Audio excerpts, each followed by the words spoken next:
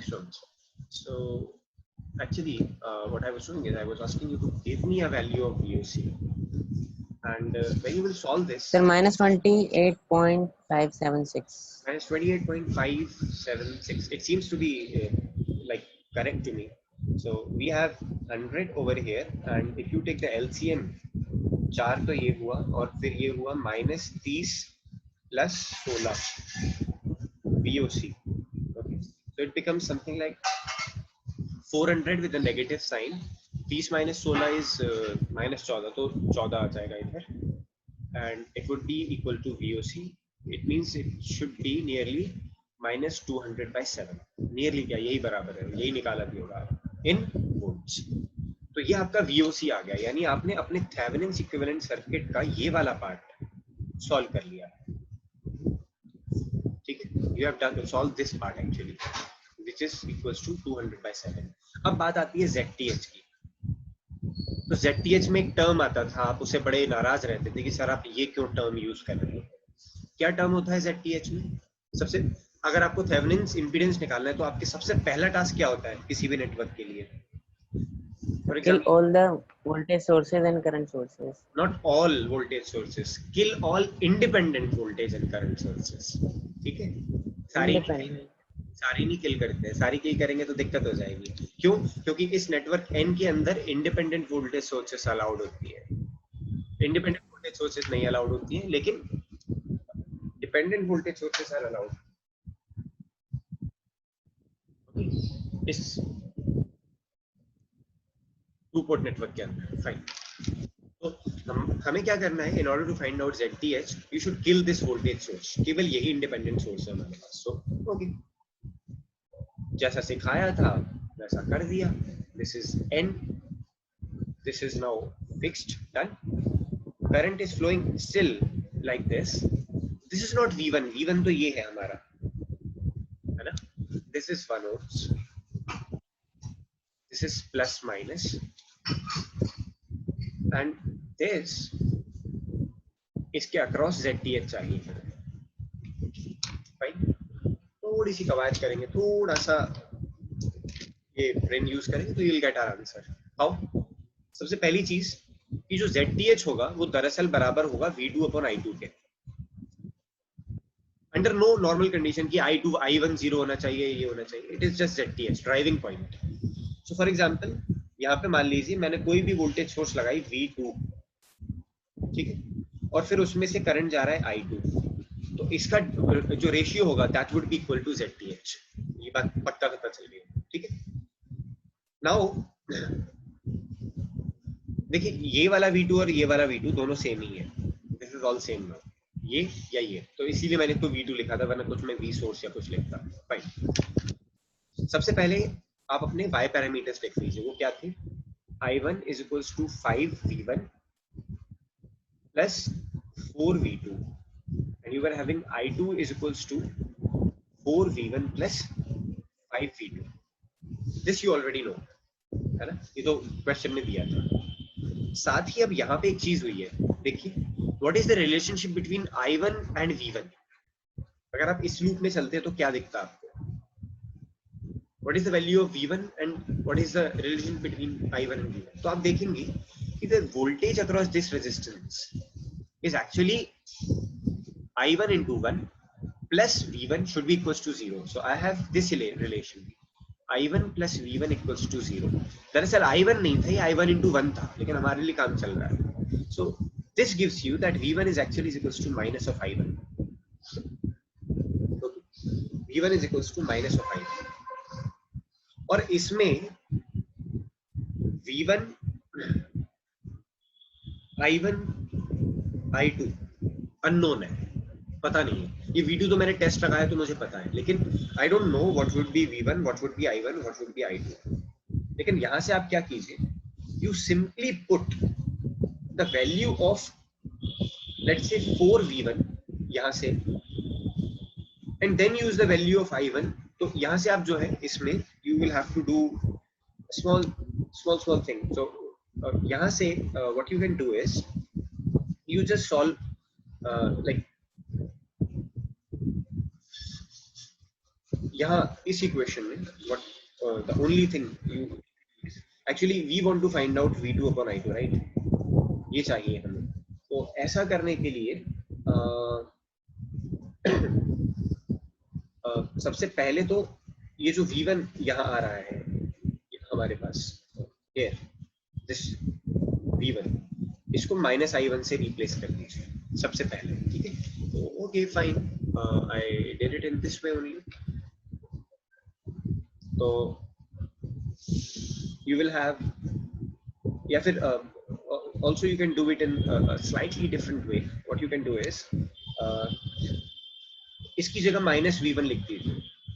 तो i1 is equals to minus v1 is equals to 5 v1 plus 4 v2, और यहाँ तो i2 है ही आपके पास, i2 is equals to what,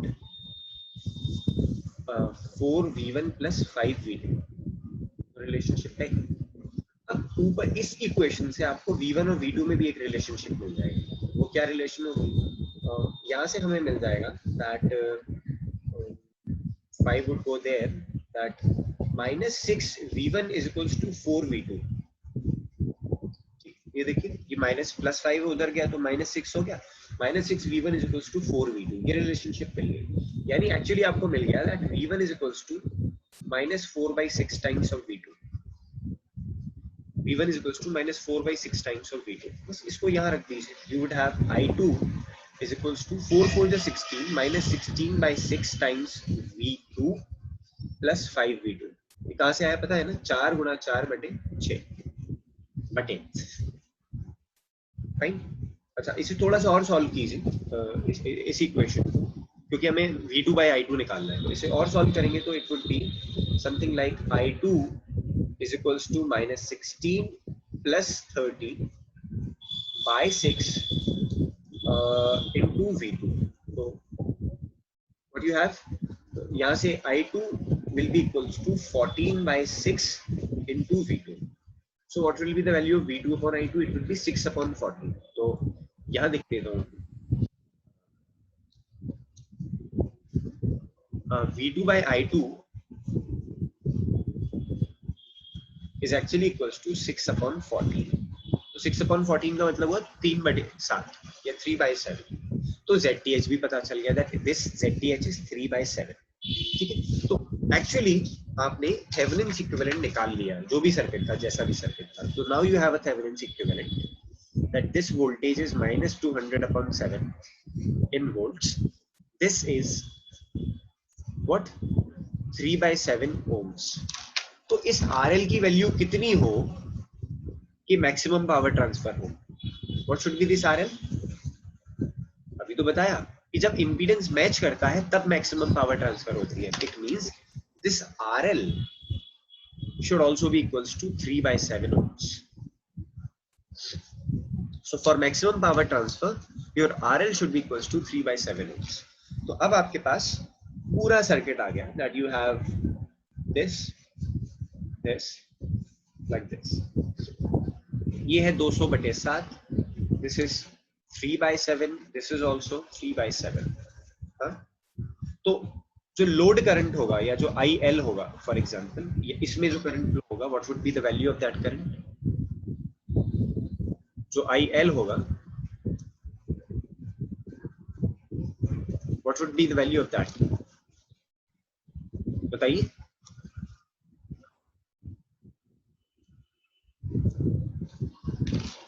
So 200/7 divided by Whatever, 6/7। 6/7, बिल्कुल ठीक है। तो your IL will be equals to minus 200 upon 7, don't forget the minus sign,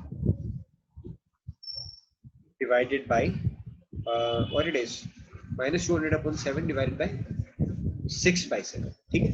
तो दरअसल देखने में कुछ ऐसा हो गया कि minus 200/3 नहीं, 200/6 which is equals to minus 100/3।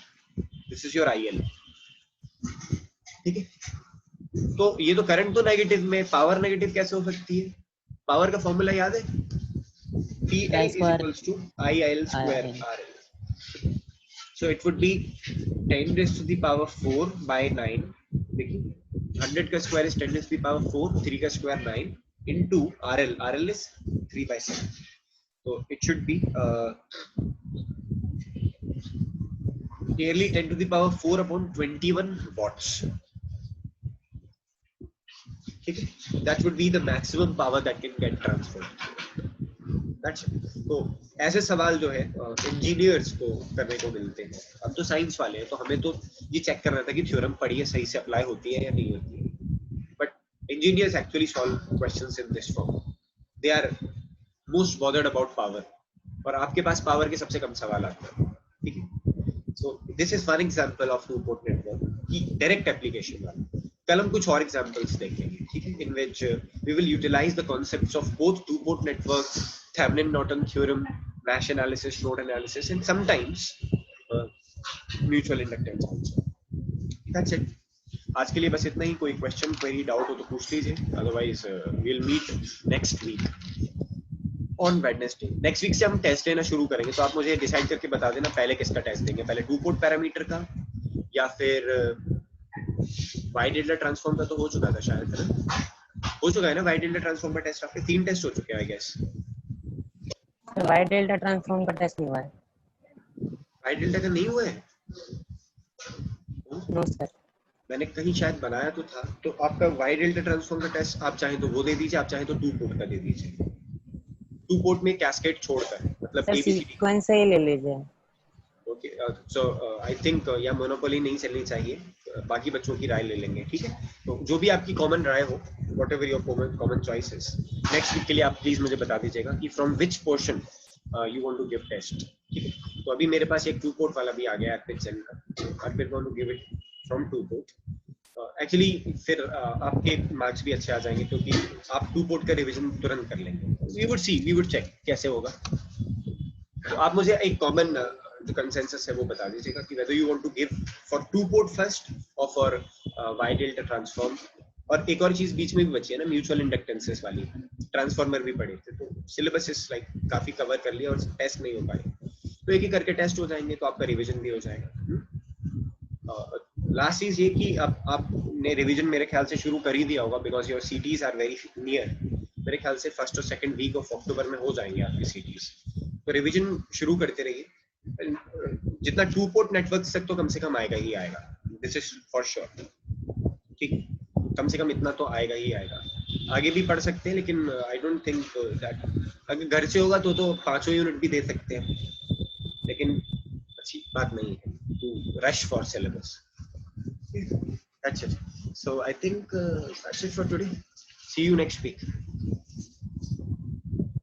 कोई डाउट हो या क्वेरी हो तो आप एक काम कीजिए. Will you do a favour to मी?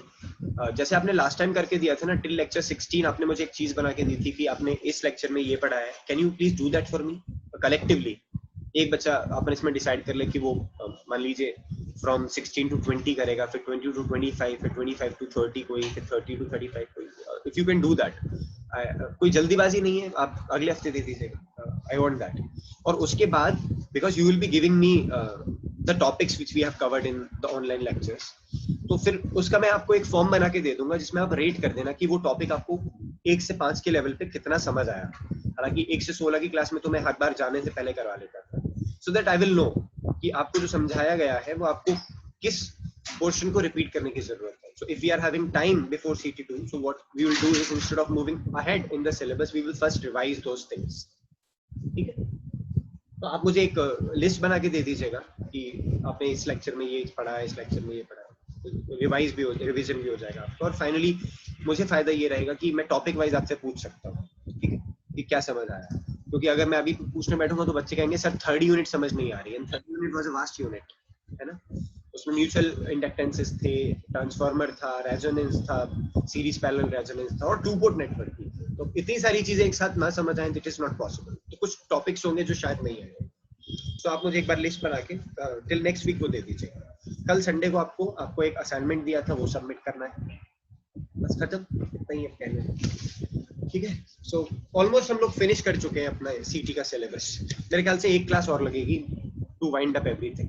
उसके बाद रिवीजन.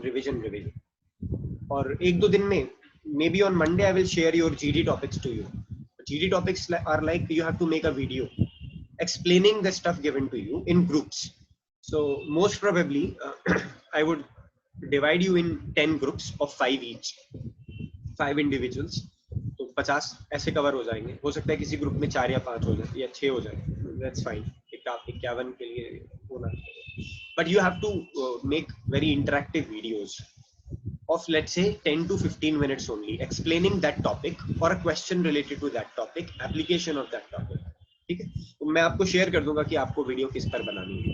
या फिर अगर आप अपनी तरफ से शुरुआत करना चाहते हैं तो अपने ग्रुप का नाम इंक्लूडिंग 5 स्टूडेंट्स और अपना टॉपिक जो आप पढ़ाना चाहेंगे इन योर वीडियो, वो मुझे शेयर कर दीजिएगा ट्यूसडे से पहले.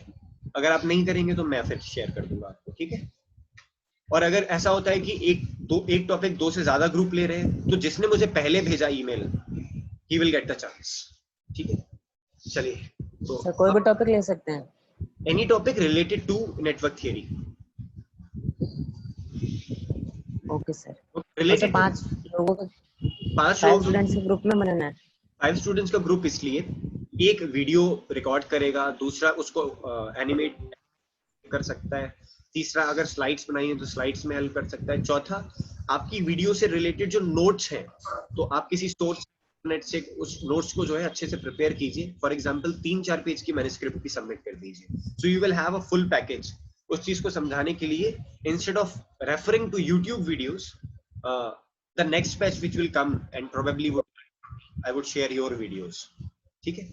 आपके सीनियर्स के भी कुछ वीडियोस मेरे पास हैं, लेकिन मैं अभी उनसे आपसे शेयर नहीं करूंगा. आई will share it with you sometimes letter. Fine. Yes sir. Okay, thank you so much all of you. Enough of lecturing. See you next week.